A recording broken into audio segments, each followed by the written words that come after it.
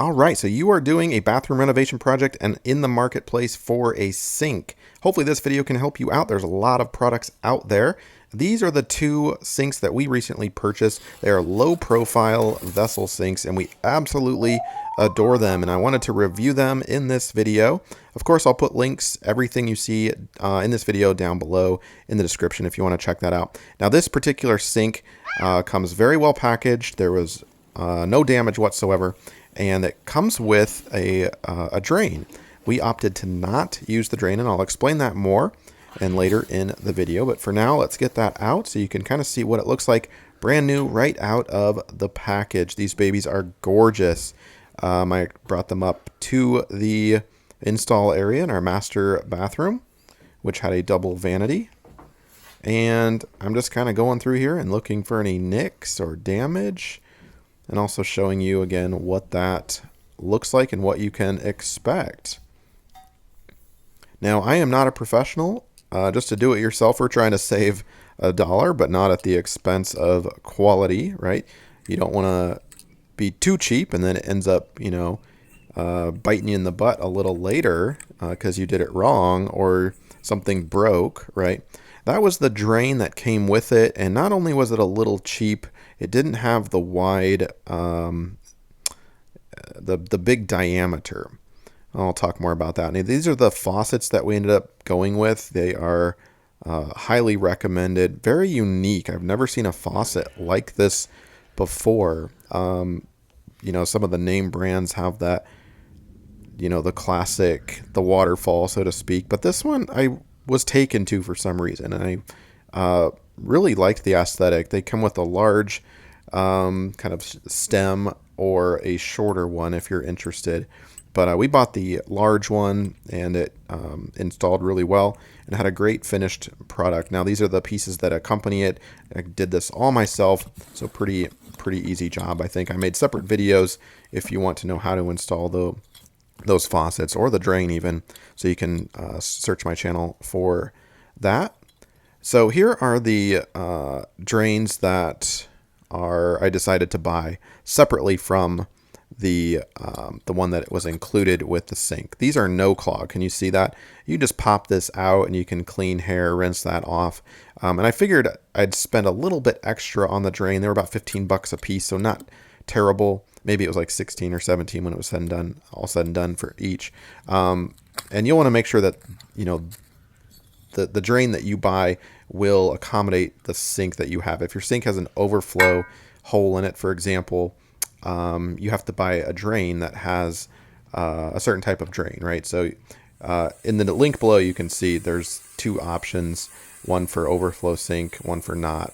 This one did not have an overflow sink. What you're seeing here is me cutting the countertop. I did a wood countertop. It's poplar. I sealed it up well, and of course, dry fit everything to make sure I'm happy with it before I started to get too far into the project. And, I wanted to make sure everything worked well. So this is me preparing the countertop, cutting the holes for the sink and for the faucet, obviously.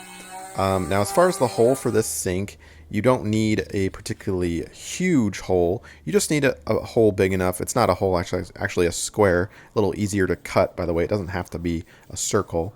But you want it to be enough to accommodate the drain fixture. And you'll see that here down in a minute in the later part of the video.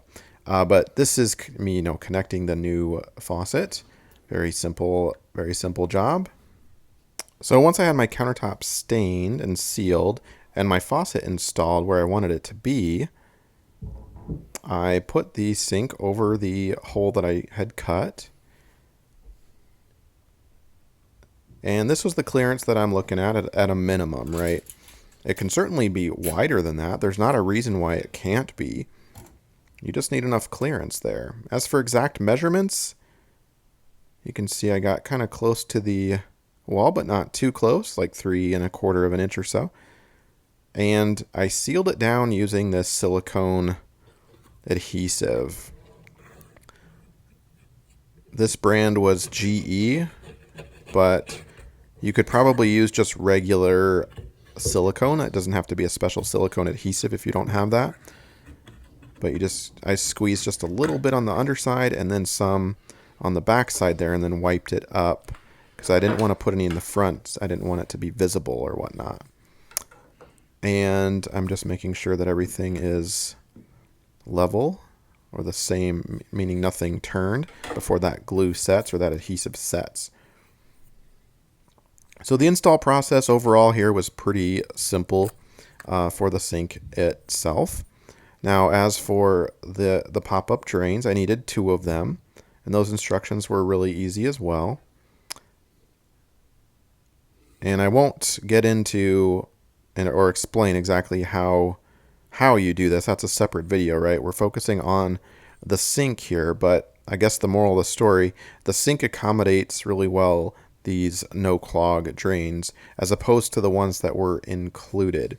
I mentioned earlier that the new drains, the no-clog, had a really wide circle diameter, which was cool. I really liked that look, that finished look, compared to the ones that were included. So I just donated those. I didn't throw them away. I went to the local, we have this store that does like local home projects and whatnot, and I just donated that away. But you could maybe think about giving them to Salvation Army or something.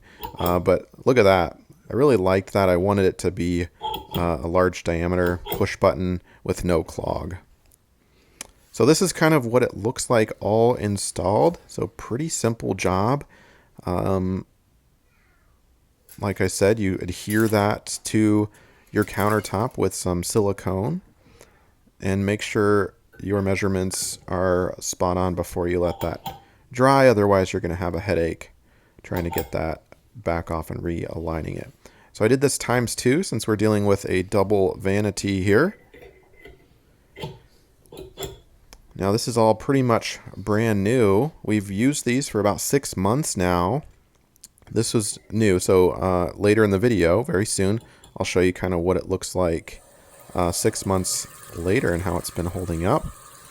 As far as the operability and whatnot, you can see heavy flow, which could splash, a potential downside because these sinks are low profile, right?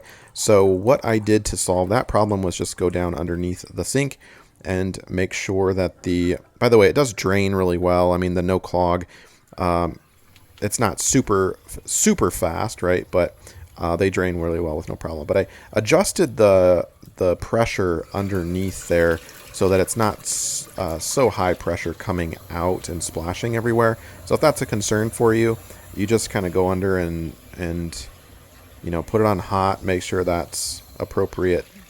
The pressure is appropriate and the cold as well to avoid any splashing. All right, so here we are after about 6 months of use. We've lived in this bathroom, finished for 6 months, and it's holding up really well. There's no chips. Things aren't shaking or moving. There's certainly no leaks coming anywhere. There's no place for it to leak except for the drain.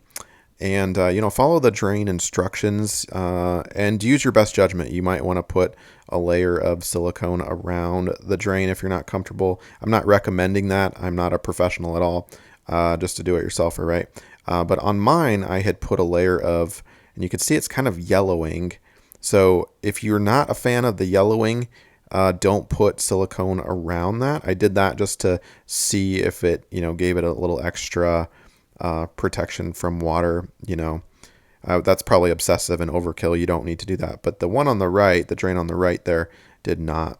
Now a white sink like this is going to have noticeable, hairs and dirt. So it's going to require a little bit more cleaning if you're coming from something that's textured or colored for your previous sink, right? So that's something to consider. Also the slope, these are, because they're like 24 inches wide or something like that, the slope is less, right? So you're going to have, you have to spend a little bit more time cleaning. There might be some things that, don't drain toward the corners a little bit. So you just splash some water on there and encourage it a little bit, do that every other day or so and it's fine. But overall, a great look. We're really happy with these sinks. And like I said, I recommend them.